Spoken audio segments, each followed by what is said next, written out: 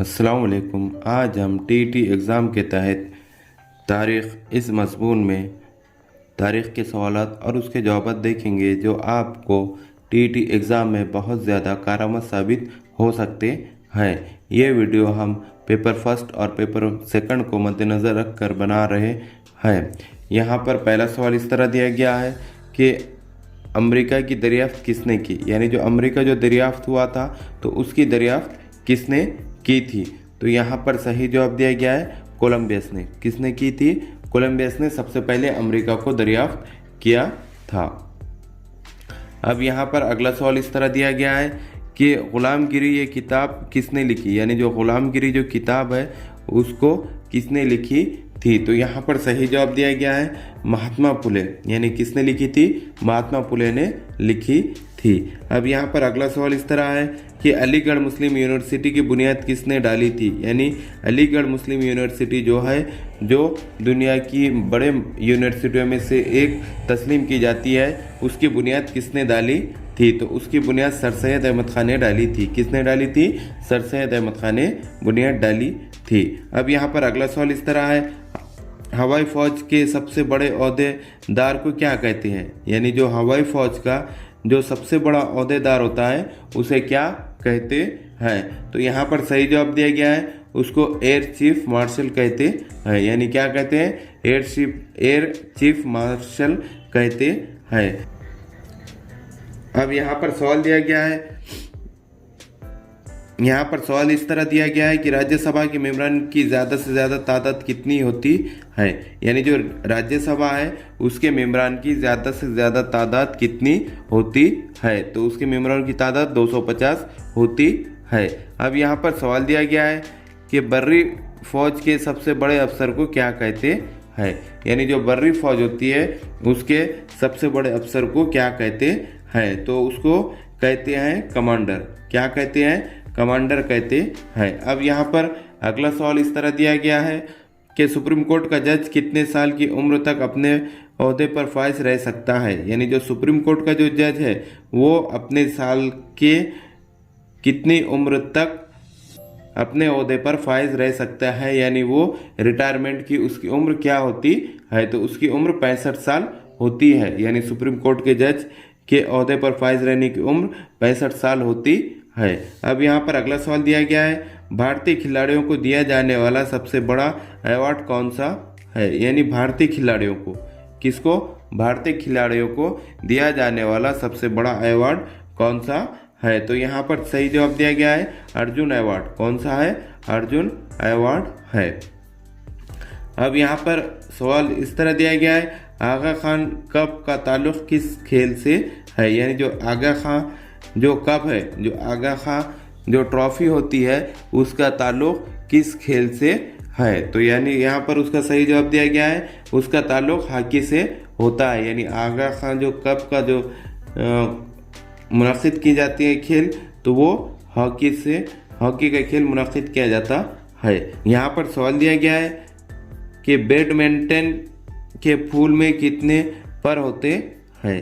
अब जो बैडमिंटन का जो फूल होता है उसमें कितने पर होते हैं। तो यहाँ पर सही जवाब दिया गया है 16। कितने होते हैं? 16 होते हैं। यहाँ पर सवाल दिया गया है कि अक़वाम मुत्तहिदा UNO की सलामती कौंसिल के मुस्तकिल अरकान की तादाद कितनी होती है, यानी अक़वाम मुत्तहिदा UNO जो है जिसको सलामती कौंसिल के अरकान की तादाद कितनी होती है, यानी इसमें सलामती कौंसिल के अरकान की तादाद कितनी होती है।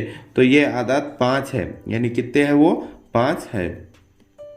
अब यहाँ पर अगला सवाल इस तरह दिया गया है कि अक़वाम मुत्तहिदा UNO का क़याम कब अमल में आया था, यानी अक़वाम मुत्तहिदा UNO कब बनी थी। तो यहाँ पर सही जवाब दिया गया है 24 अक्टूबर 1945 को। कब बनी थी? 24 अक्टूबर 1945 को UNO अक़वाम मुत्तहिदा का क़याम अमल में आया था। अब यहाँ पर अगला सवाल इस तरह दिया गया है कि सोनिया गांधी की शादी से पहले क्या नाम था, यानी सोनिया गांधी का शादी से पहले क्या नाम था। ये क्या नाम था? एडविस एंथोनिया अल्बीनिया, यानी सोनिया गांधी का शादी से पहले नाम एडविस एंथोनिया अल्बीना नाम था उनका। यहाँ पर सवाल इस तरह दिया गया है कि वनडे क्रिकेट की तारीख में पहली हैट्रिक किस गेंदबाज ने की थी। यानी जो वनडे क्रिकेट जो खेला जाता है तो इसमें सबसे पहले किस गेंदबाज ने हैट्रिक की थी। तो यहाँ पर सही जवाब दिया गया है जलालुद्दीन ने। किसने? जलालुद्दीन ने। ये कौन से मुल्क से आते थे? ये पाकिस्तान से आते थे। यानी सबसे पहले हैट्रिक लेने की तारीख जो रकम की थी वो जलालुद्दीन ने। क्या नाम था गेंदबाज का? जलालुद्दीन। और वो किस मुल्क से खेलते थे? पाकिस्तान से खेलते थे। अब यहाँ पर सवाल इस तरह दिया गया है कि बैरूनी मुल्क में भारत ने अपना पहला टेस्ट क्रिकेट कप और किसके मुखालिफ जीता था। यानी बैरूनी ममालिक में, कहाँ पर? दूसरे ममालिकों में भारत ने अपना टेस्ट क्रिकेट कप और किसके मुखालिफ में जीता था। तो यहाँ पर सही जवाब दिया गया है कि जो पहला टेस्ट जो जीता था भारत तो वो 1968 में जीता था। कब जीता था? 1968 में जीता था। और किसके खिलाफ जीता था? वेस्ट इंडीज के खिलाफ जीता था।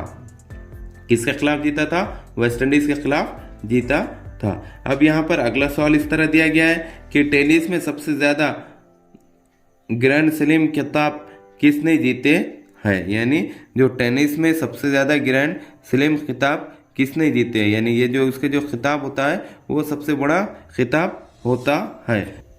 यहाँ पर सही जवाब दिया गया है पेट समप्रॉक्स।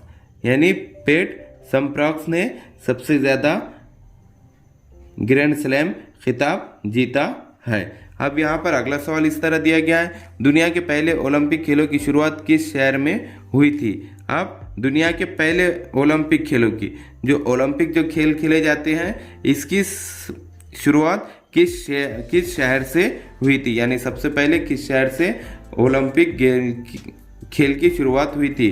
तो यहाँ पर सही जवाब दिया गया है ओलंपिया।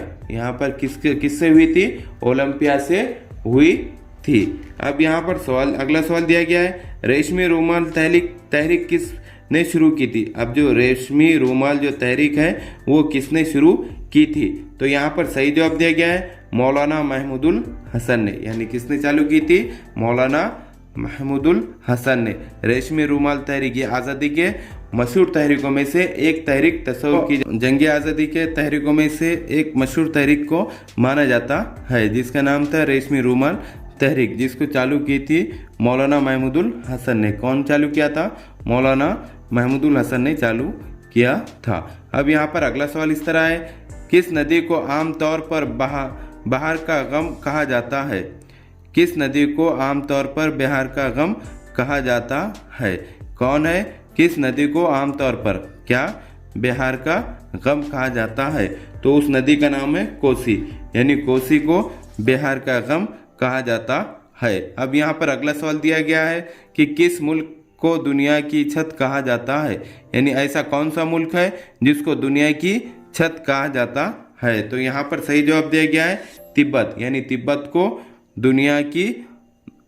तिब्बत एक ऐसा मुल्क है जिसको दुनिया की छत कहा जाता है। अब यहाँ पर अगला सवाल इस तरह है कि हिंदुस्तान में यूजीसी यूनिवर्सिटी अतिया कमीशन कब शुरू किया गया। यानी हिंदुस्तान में यूजीसी यूनिवर्सिटी अतिया कमीशन कब शुरू किया गया। तो इसका सही जवाब है 1953 में। यानी कब के चालू किया गया? 1953 में इसका क़याम अमल में आया था। किसका? यूजीसी का क़याम अमल में आया था। इस तरह के हमारे एजुकेशनल वीडियो देखने के लिए हमारे चैनल को सब्सक्राइब करें, बेल आइकन दबाएं, लाइक करें, शेयर करें और आगे की वीडियो बनाने के लिए हमें कमेंट्स करें। Thank you.